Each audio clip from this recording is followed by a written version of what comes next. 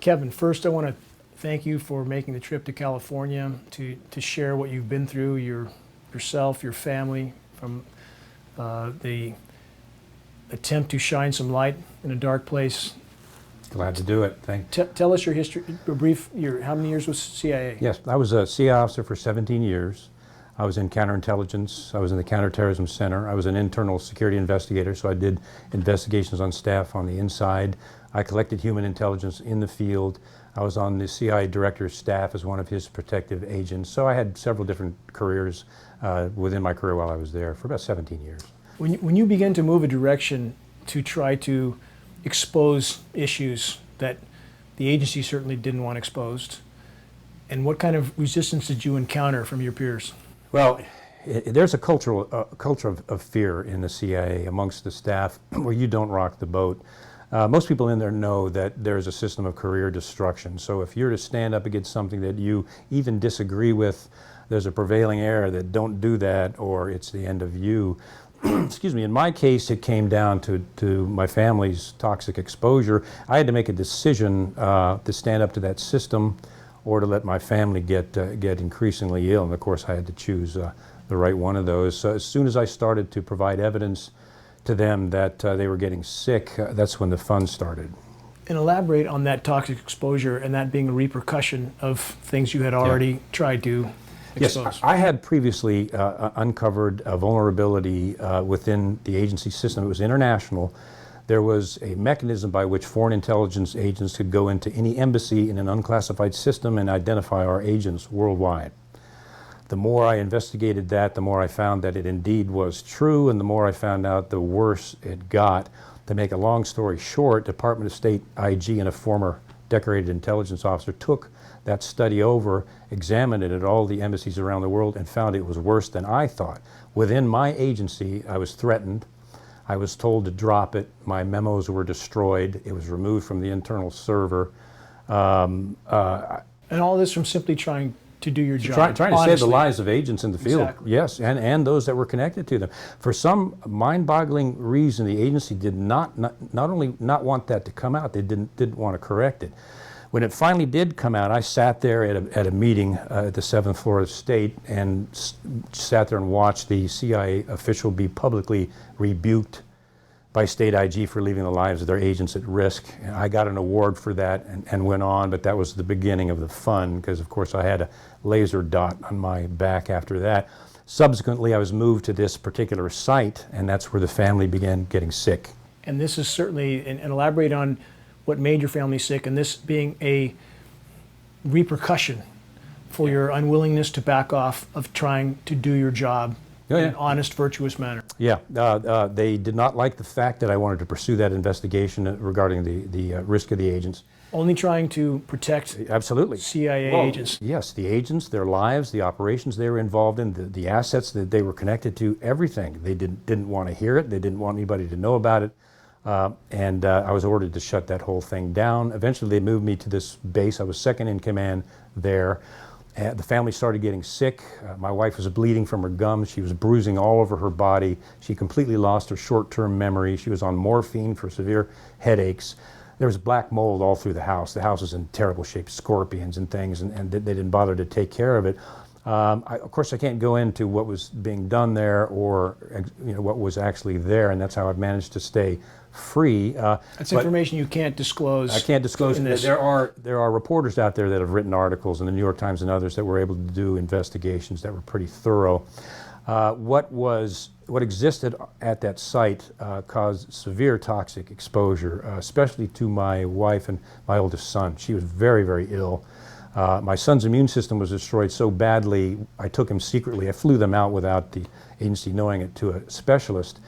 And his response to me was, Mr. Shipp, your son's immune system is so destroyed, it looks like he's been exposed to a burst of radiation. There's something really toxic there. I took that back, brought the diagnosis out to the agency, sent it to headquarters. I got the word back. I was ordered to shut it down, not to send that information to anyone, not to communicate outside the base to anyone, and to drop it, and especially not tell anybody I ever worked there. So I had a decision to make. I decided I'm going to pursue this. They're not going to do anything about it. My family is very, very sick. So I hired an attorney, told them that I was filing a mold claim for the insurance company that insured our house, got the attorney cleared, because I know that they will block attorneys from getting cleared. Got him cleared. I filed suit on behalf of the family against the agency for toxic exposure. They invoked the state secret privilege, threatened us with prison if we talked to anyone about the case. The house was broken into. They trained me well. I had trapped the house with tape seals. I had motion-activated tape recorders. They tripped all of that, came in the house and painted a chemical on the ceiling while we were gone, followed the family. They were ordered to follow the family wherever we went. And this is a wife and children who weren't even employees. And with all this activity, I mean, all these individual actions by individual agency people, all just people doing their job, right? All just people that, in the sense, Yeah. I mean, that would follow whatever orders they're Yes. given with no thought to the morality or lack thereof. And simply this is a reflection, is it not, of the state of our entire government Yes. at this point. Yes. Yes, they will follow orders no matter what. If they don't, they'll be accused of insubordination, and then the retribution, system of retribution will be targeted on them. They know that. They'll do just about anything. They know that they have to. There was not one agent that did not do that with our family without just simply following orders. But you broke away. You stood your ground. Yeah. How much of a tidal wave of truth might we see if we had a high percentage of people like you? Would it not overturn the system? That if we had is, enough?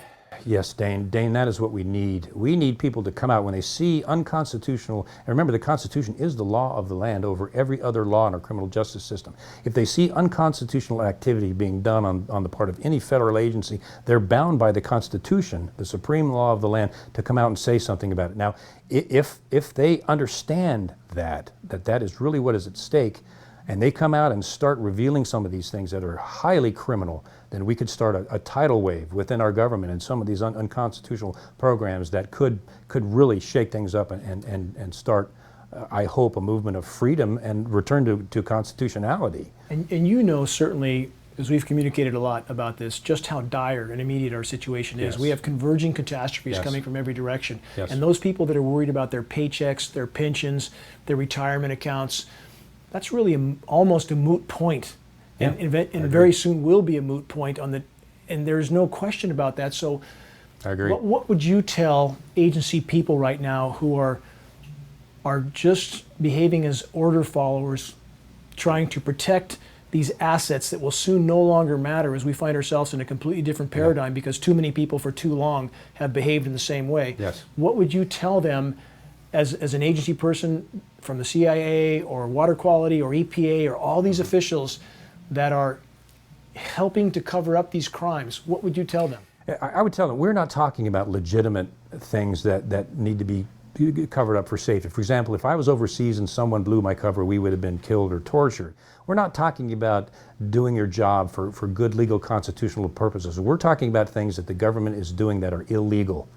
And I implore the people who are involved in those things to put their Constitution first, because that is what made this country great. I sit on the Citizens Commission of Benghazi. I exhorted the Benghazi officers the same way. I know you've signed a non-disclosure agreement, but you have to understand, if you saw criminal activity, put your Constitution first. The time for cowardice is over. The pensions of my associates still in the agency, those are going to vanish.